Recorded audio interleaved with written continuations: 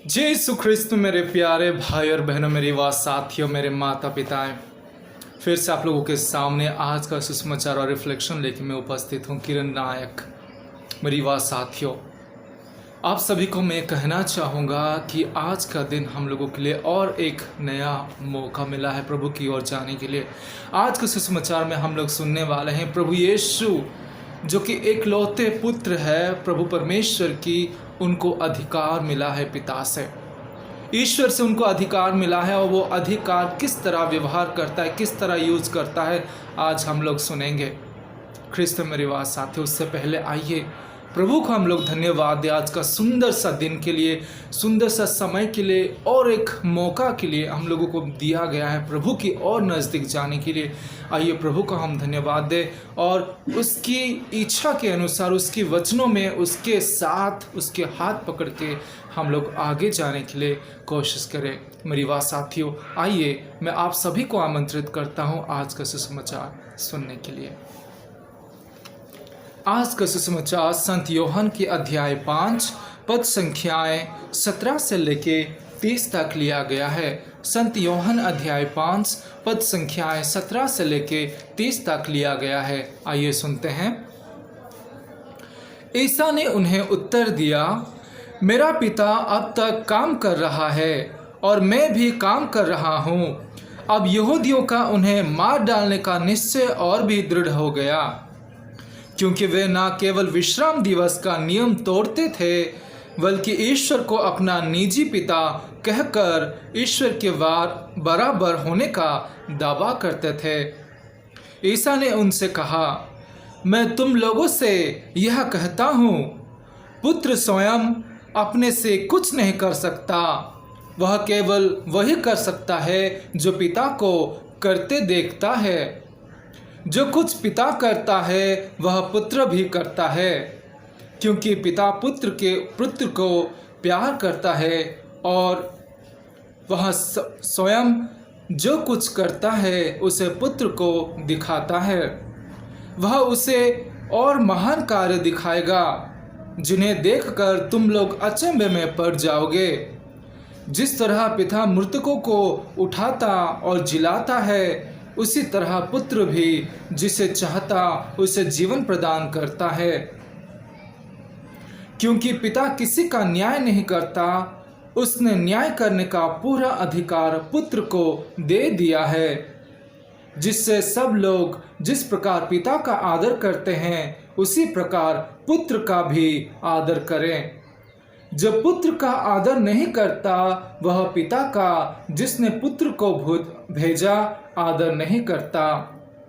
मैं तुम लोगों से यह कहता हूँ, जो मेरी शिक्षा सुनता और जिसने मुझे भेजा उसमें विश्वास करता है, उसे अनंत जीवन प्राप्त है। वह दोषी नहीं ठहराएगा, वह दोषी नहीं ठहराया जाएगा। वह तो मृत्यु को पार कर जीवन में प्रवेश कर चुका है। मैं तुम लोगों से ये कहता हूँ, वह समय आ रहा है, आ ही गया है, जब मृतकों ईश्वर के पुत्र की वाणी सुनेंगे, और जो सुनेंगे उन्हें जीवन प्राप्त होगा।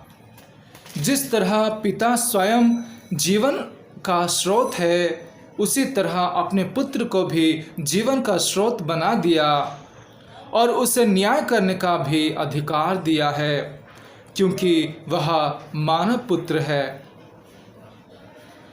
इस पर आश्चर्य ना करो, वह समय आ रहा है जब वे सब जो कब्रों में है उसकी वाणी सुनकर निकल आएंगे। सत्कर्मी जीवन के लिए पुनर्जीवित हो जाएंगे, और कुकर्मी नरकदंड के लिए। मैं स्वयं अपने से कुछ भी नहीं करता, मैं जो सुनता उसी के अनुसार निर्णय देता हूँ, और मेरा निर्णय न्याय संगत है, क्योंकि मैं अपनी इच्छा नहीं बल्कि जिसने मुझे भेजा उसकी इच्छा पूरी करना चाहता हूँ।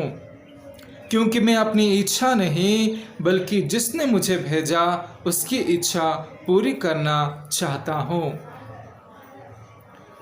यह प्रभु का पवित्र सुसमाचार है।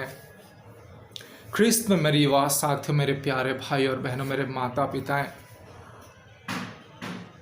आज प्रभु यीशु ने अपने अधिकार को जता रहे हैं।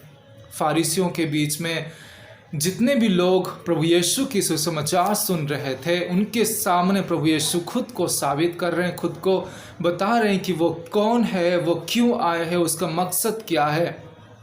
ख्रिस्त में मेरी आवाज़ साथियों, इस धरती में जो भी जन्म लेता है, ईश्वर की ओर से एक मकसद लेके, एक लक्ष्य लेके जन्म लेता है। ईश्वर की इच्छा को पूरा करने के लिए इस धरती पे वो इंसान जन्म लेता है। प्रभु यीशु की लक्ष्य यही थी कि वो मानव जाति को पापों से मुक्ति देके उनको पिता के साथ फिर से जोड़ दे। आज प्रभु यीशु ये सुसमाचार में, संत योहन के सुसमाचार में बहुत ही सुंदर और सरल तरीके से हम सभी को बताते हैं कि हमारे साथ प्रभु का रिलेशन क्या है, प्रभु यीशु का प्रभु परमेश्वर से रिलेशन क्या है, वो हम लोगों को बताते हैं।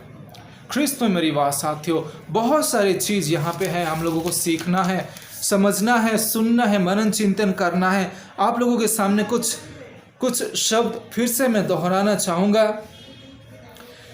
मैं प्रभु यीशु कहते हैं, मैं तुम लोगों से यह कहता हूँ, जो मेरी शिक्षा सुनता और जिसने मुझे भेजा है उनमें विश्वास करता है, उसे अनंत जीवन प्राप्त है।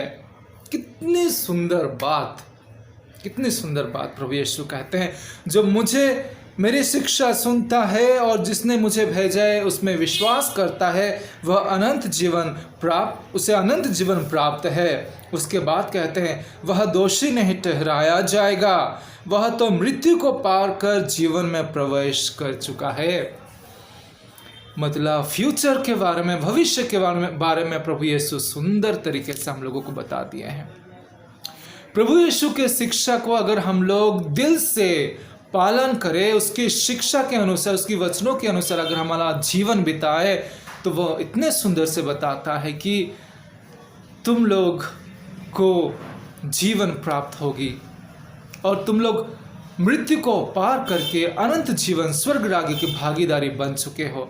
पहले से ही प्रभु यीशु बता देते हैं, जब हम लोग प्रभु यीशु की वचनों पर हमारा जीवन को बिताएंगे मेरी बात साथियों, तो हम लोग ऑलरेडी ईश्वर की परिवार के सदस्य बन चुके हैं, स्वर्ग राज्य के सदस्य बन चुके हैं। जब हम लोग ईश्वर को विश्वास करते हैं दिल से, प्रभु यीशु की वचनों पर जीवन बिताते हैं, अपने जीवन को उनके वचनों के एक एक वचनों के अनुसार हम जीवन बिताते हैं, संसार की मोह माया को छोड़ के, तो हम लोग ऑलरेडी स्वर्ग के भागीदारी बन चुके हैं। प्रभु यीशु गारंटी के साथ कहते हैं, सुंदर और सरल तरीके से हम लोगों को समझाते हैं। आज ख्रिस्त में मेरे वास साथियों, आप लोगों के सामने फिर से और एक वचन रखना चाहूँगा